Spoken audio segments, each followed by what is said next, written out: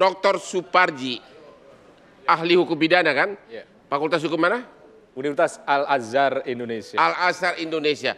Bapak termasuk yang mendukung RUU KUH pidana. Tapi kemarin ada murid Bapak sampai sekarang masih di opname. Bisa ceritakan kejadian apa yang terjadi? Jadi begini, ada mahasiswa Al-Azhar Indonesia memiliki pandangan yang berbeda terhadap rancangan yang disepakati. Terutama berbeda dengan Bapak lah begitu? Ya, kita memiliki pandangan yang berbeda kaitannya dengan hal-hal yang terkait KUHP, KPK, ada lembaga pemasyarakatan, pertanahan, ada minerba, kan isunya tidak hanya KUHP saja. Benar. Mereka menyampaikan aspirasi bersama dengan ribuan mahasiswa di seluruh Indonesia, meskipun ada terpencar-pencar di berbagai kota. Terus kemudian sore-sore ada upaya untuk memisahkan atau kemudian kembali ke kampus.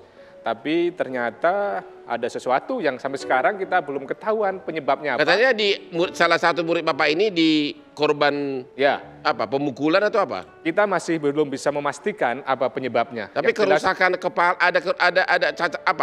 ada luka di mana? Ya, jadi sekitar setengah 5 atau jam 5 itu ditemukan mahasiswa dari Universitas Tadulako terkapar, luka di kepalanya, terus kemudian bahunya juga patah. Apanya patah?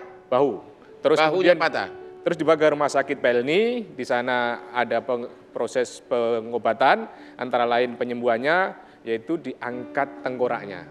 Diangkat apa? Tengkoraknya. Karena ada luka di dalam yang kemudian retak, yang kemudian menyebabkan pembengkakan di selaput kepala dan juga di otaknya, diambil tengkoraknya, dimasukkan ke dalam perut, menurut keterangan ibu dari dokternya, supaya tengkoraknya tetap hidup dan nanti akan dipasang kembali setelah bengkaknya di selaput dan otaknya itu pulih. Sampai sekarang kita fokus bagaimana mendoakan, membangun solidaritas untuk menyembuhkan Faisal Amir ini sebagai salah satu mahasiswa Fakultas Hukum Universitas Al-Azhar. Dan pihak kampus sampai sekarang belum tahu siapa yang menyebabnya belum. Yang menganiaya. Kita belum bisa memastikan apa sebabnya, apakah jatuh, ada benda-benda keras yang lain, karena kita tidak takut untuk menyebarkan informasi yang tidak benar. Nanti dikira hoaks ya. Ya, makanya kita akan pastikan penyebabnya apa gitu. Boleh ya Bang, kalau kita mendoakan penonton dan pemirsa untuk Mas Faisal Amir agar bisa kembali sehat, segera pulih dan juga bisa kembali beraktivitas. Karena beda pendapat itu biasa, tapi jangan sampai ada pihak yang terluka. Nah Bang, kalau bicara tentang rancangan undang-undang ini Bang, memang banyak kontroversi dan juga menyita banyak juga perhatian. Salah satunya dari kalangan artis. Coba kita lihat ya, ada yang menyuarakan aspirasi atau pendapatnya. Coba kita lihat sama-sama. Dari Joko Anwar, selamat berjuang teman-teman mahasiswa, kami bangga dengan foto tersebut. Selanjutnya, dari Mas Arik Kriting, orang Timur, kamu kenapa di penjara Mbak? Jawabannya pulang nonton Midnight, saya ribut sama pacar di mobil. Terus minta turunin aku di sini. Sama dia diturutin, baru turun 5 menit udah ditangkap polisi. Karena pulang malam dan terlantar di jalan katanya. Sedih aku tuh. Wah ini. Masih ada lagi Bang ini, kalau nggak salah Dian Sastro ya, itu nggak kebaca, The Real Dian Sastro betul ya. Karena lebih baik kita merasa bodoh dan terus belajar daripada sudah merasa sudah tahu semuanya. Lalu kalau memang ada lampiran penjelasan lebih lanjut terkait KUHP tersebut, mohon disosialisasikan ke masyarakat dengan lebih baik beserta rujukannya. Dian Sastro, itu dia. Oke, Pak Profesor Bambang. 100 tahun lebih kita menganut KUH pidana yang tergolong agak liberal. Ya, 100 tahun lebih. Termasuk soal perzinahan tadi.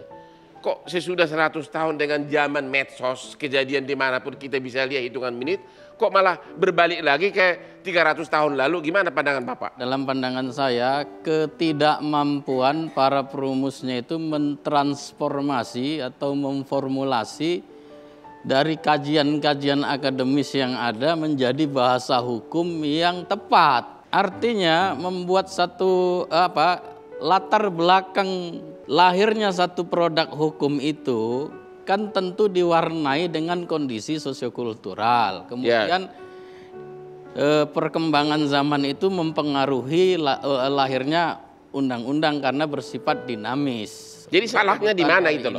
Salahnya artinya kajiannya itu mungkin tidak ada. Bukan tidak ada atau sebatas hanya formalitas saja ketika lahir produk undang-undang kenapa seperti ini itu kan kita pertanyakan. Kalau beliau tadi mengatakan bahwa prinsip bahwa single sama Singapura dianggap perzinahan itu sesuai dengan Pancasila. Kalau menurut Bapak, di mana kecocokannya dengan Pancasila prinsip seperti itu?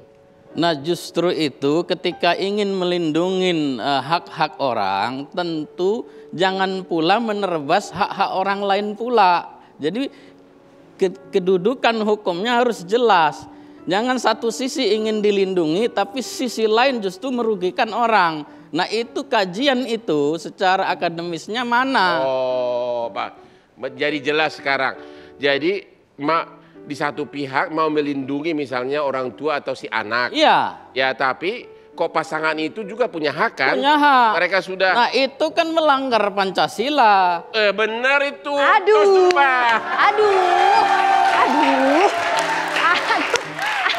Wah, 2 lawan 1 lawan Dr. Supardi. Gimana Pak Dr. Supardi? Jadi itu justru melanggar Pancasila Pak. Pertama, kata dia. Jadi pertama semuanya itu bisa dilihat dari memori van Telechting-nya. Nah. Aduh, gue pusing lagi nih. Ada naskah akademiknya semuanya. Ya. Sudah 35 tahun ini disusun. Ada berapa presiden berganti-ganti nggak selesai-selesai. Belasan menteri nggak jadi-jadi. Beberapa tim penyusun nggak jadi-jadi. Jadi mengapa ada norma seperti itu sesuai dengan nilai Pancasila? Bahwa harus ada sesuai dengan kemanusiaan yang adil dan beradab. Termasuk kalau ayam nyasar ke pekarangan orang 10 juta. Itu sudah ada sejak dulu, Bang. Itu sudah ada sejak dulu di pasal 458 KUHP. Tapi kan 10 juta dong Pak. Ya ini justru ini soal denda saja kan. Ya ayam masa lebih mahal dari ayamnya. Nah, Bang. Tenang. Lihat apa unsurnya di sini. Ini yang tadi kayak berita tadi itu semuanya sepotong-potong.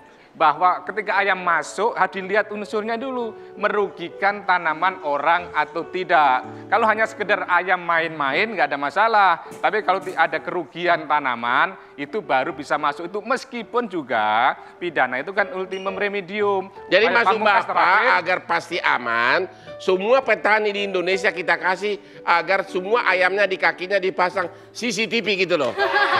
Bukan begitu, artinya supaya orang bertanggung jawab terhadap binatang piaraannya, tidak menimbulkan kerugian bagi orang lain. Bahwa hukum itu dilihat jangan hanya sebagai sarana kontrol saja, tetapi social engineering, sebagai sarana untuk merubah masyarakat menjadi lebih baik. Seperti tadi itu, Pak Muhtar ini. Seperti ini tadi itu dikatakan wanita jalan-jalan malam mengganggu ketertiban umum atau tidak.